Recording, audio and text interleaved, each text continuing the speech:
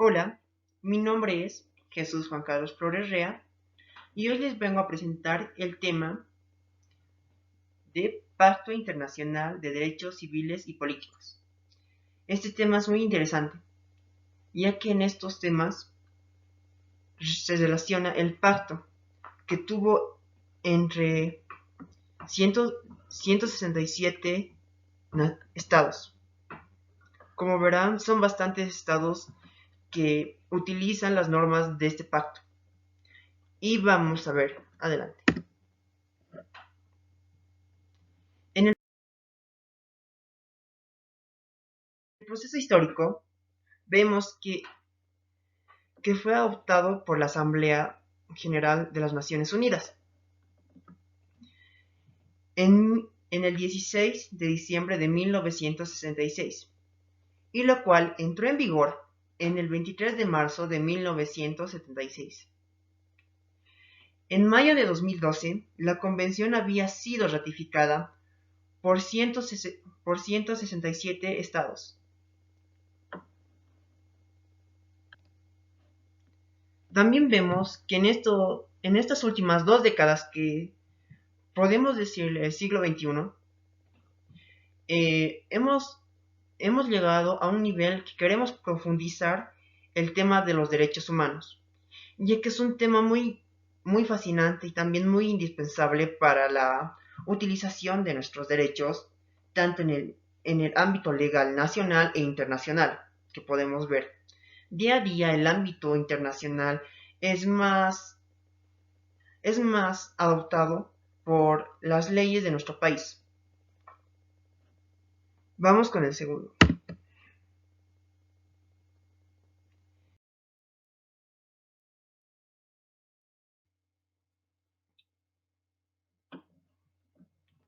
Los derechos humanos no solo han, no solo han llegado a una cierta parte de países. Las Naciones Unidas, tomemos en cuenta que han hecho todo lo posible para que tenga un mayor alcance, para que no tenga tantos problemas los países que sufren algunos problemas diplomáticos. Como vemos, tienen varios artículos y diferentes maneras de perspectiva. Aquí vemos que entre los derechos individuales garantizados por el pacto se encuentra el artículo 2, el derecho al recurso legal y sus derechos. Han sido violados incluso si el violador actuó en cargo oficial. Nos referimos a este derecho porque muchas veces bastantes funcionarios públicos que son de cargo oficial son, son muy negligentes a la hora de poder ayudarnos según los tratados o pactos internacionales que tenemos. Como vemos aquí, muchas veces también los derechos humanos son violados, no simplemente por individuos normales.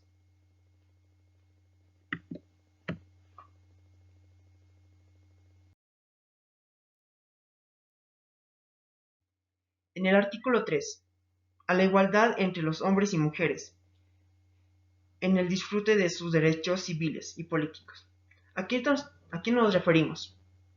En este artículo nos referimos a la desigualdad que había antes, porque ya vemos que según pasando los años, las mujeres fueron tomando más derechos que los hombres, o bueno, la igualdad de derecho que los hombres, ya que antes los hombres eran más privilegiados con derechos de voto, otros cargos públicos, y eso era desigualdad total, porque mayormente al hombre se le atribuían más cargos oficiales. Podemos pasar a la siguiente diapositiva.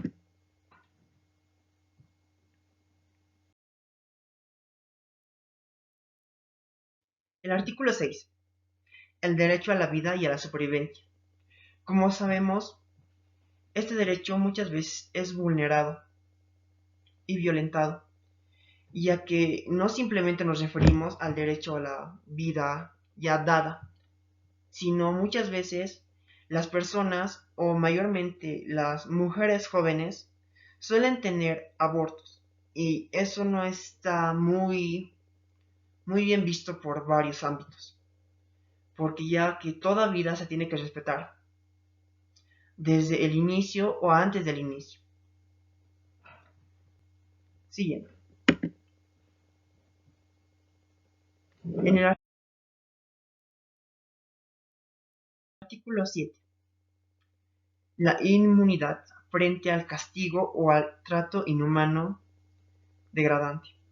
Como vemos, pasando los años, ha habido bastantes datos que hace siglos había bastante esclavitud, maltrato sin igual y bastantes desigualdades por razas o algún factor económico. Como vemos en la siguiente imagen, una persona es humillada, torturada, lo cual este artículo defiende frente al castigo o al trato inhumano que se le puede dar a una persona, ya que todas las personas somos humanas, somos personas con derechos, y se debe respetar este artículo y este derecho nuestro. El derecho 9, el artículo 9, a la libertad y seguridad de la persona inhumana, frente al arresto, detención arbitraria. Vemos esto, ya que en muchas cárceles no se les da el trato humano que se tendría, pero también somos conscientes de los errores que comete la sociedad y también por qué se los provoca. Se debe dar un trato digno a las personas y también se debe dar un arresto según el delito y arbitraria condición. El artículo 13, a la libertad y al aire libre movimiento. ¿A qué nos referimos a esto? Muchas veces las personas son agredidas. Muchas veces también se vulnera la libertad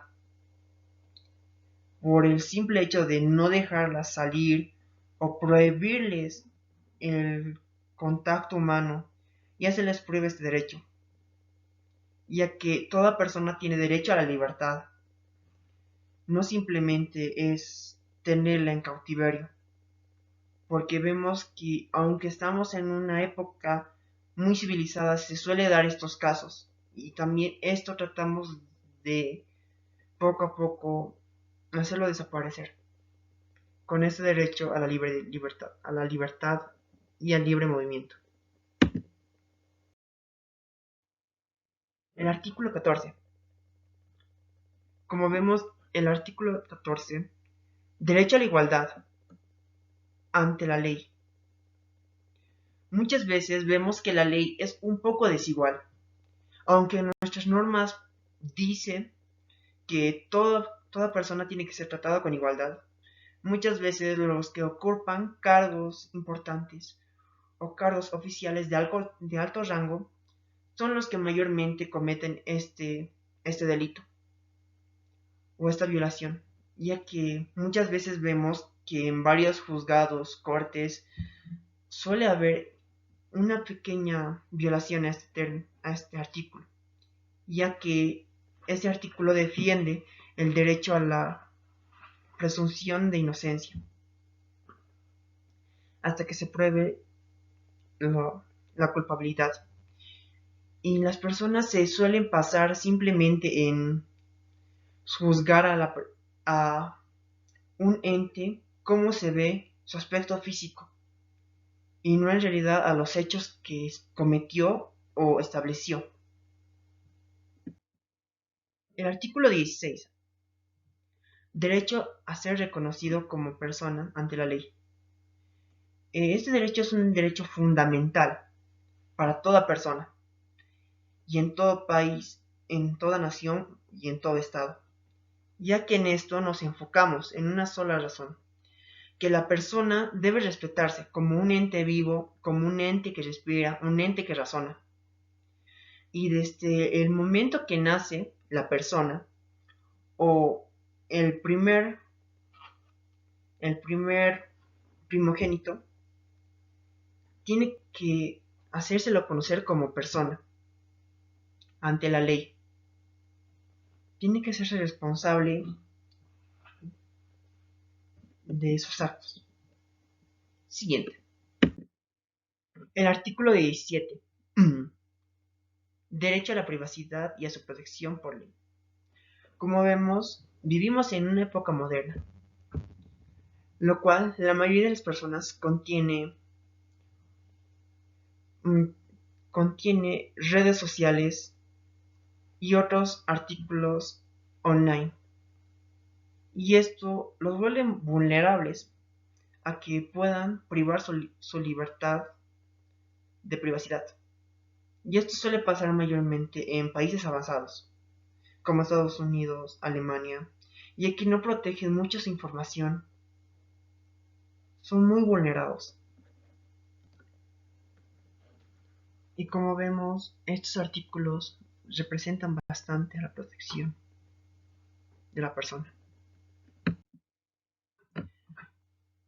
Y tenemos también al artículo 18. Libertad de pensamiento, conciencia y religión. Como sabemos, en el mundo hay bastantes religiones, bastantes pensamientos.